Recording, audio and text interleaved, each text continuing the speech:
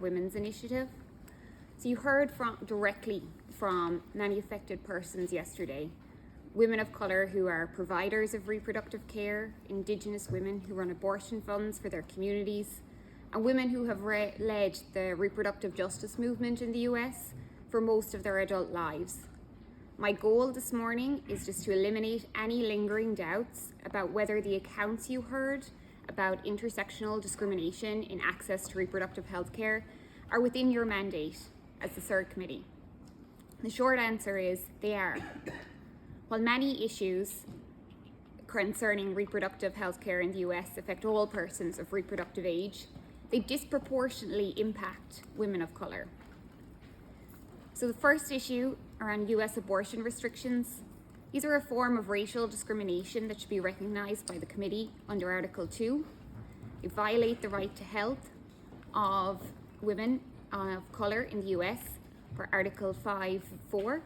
And in some situations, many situations, they violate the right to security of person and protection from the state from violence or bodily harm under Article 5(b). There are many reasons the impact disproportionately falls on women of colour, but I'll give you 5. First, abortion is a form of healthcare needed by women of colour at higher rates than white women, and the data bears this out. According to the most recent data from the Centre for Disease Control and Prevention, among the areas that report abortion numbers by race, the largest percentage of abortions were needed by Black women, who accounted for 38%, Hispanic women 21%, and white 20%. While women and pregnant people need abortions for numerous and often interrelated reasons, most abortions are needed due to unintended pregnancies.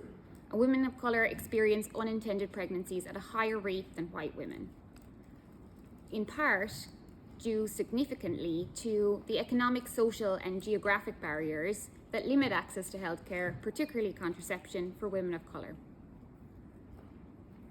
Additionally, forced travel for abortion is more difficult for women of colour. So the expanding legal restrictions on abortion in the US mean that people who live in states that ban or severely restrict abortion must travel to states where abortion is less restricted for clinical care. Forcing women to travel long distances or across state borders disproportionately impacts women without means, owing to the financial costs combined with the difficulties such as taking time off work, arranging childcare, and securing transportation and lodging. And owing to the structural inequalities and intersecting discrimination caused by race, class, and gender in the United States, burdens on poor women most often translate to burdens on women of colour in the United States.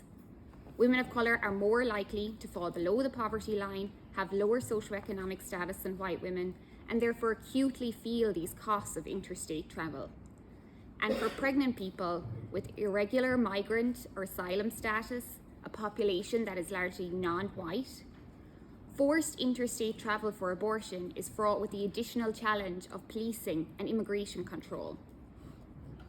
A third key reason why abortion restrictions should be recognised as a form of racial discrimination is that coerced pregnancy and childbearing are more dangerous for women of colour than for white women. You heard yesterday that Black women are 3 times more likely than white women to die from pregnancy-related causes in the United States. This means that the expansion of abortion bans in the United States is about to subject millions of women to potentially life-endangering pregnancies against their will. That's millions of Black women. Research carried out before the Supreme Court decision already estimated that this ban will increase pregnancy-related deaths for Black women by a rate of 33%. Another reason for why the burden disproportionately falls on women of colour is that forced motherhood enforces a lower socioeconomic status for women of colour individually and as a class. When states succeed in forcing pregnant people to carry unwanted pregnancies to term, they violate the right to health, autonomy, and bodily integrity in life of pregnant people, but they also impose significant long-term economic and social costs. Because women of colour are less likely to be able to travel, they are therefore more likely to be coerced into childbearing and child rearing, and acutely will feel the forced disadvantage and financial insecurity that will be imposed on their families. My time is up, but one important intersection that is left to speak about and should be recognised by the committee, and the committee should ask the state about what they will do, is that racial bias in the criminal legal system means that women of colour are at risk from pregnancy criminalisation.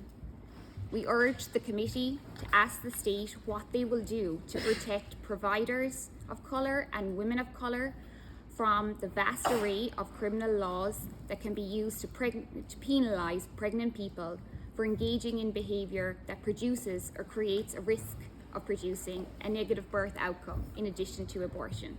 Thank you for your time.